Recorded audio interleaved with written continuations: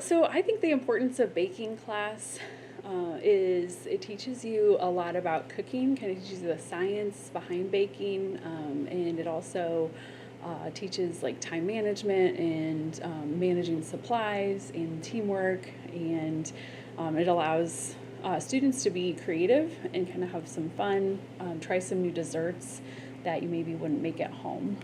Yes, I will keep baking. I love baking. I've been doing it like my whole life, and I really enjoy doing it with my family, my mom and stuff.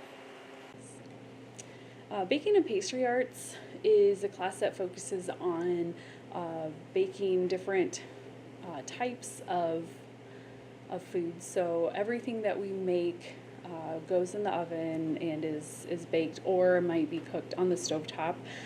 We do focus on like quick breads, yeast breads, cakes, cookies, desserts, and then we do also try to do like a catering event during that class, depending on what's going on in the school. And so it's a really good variety of different types of desserts and baked goods.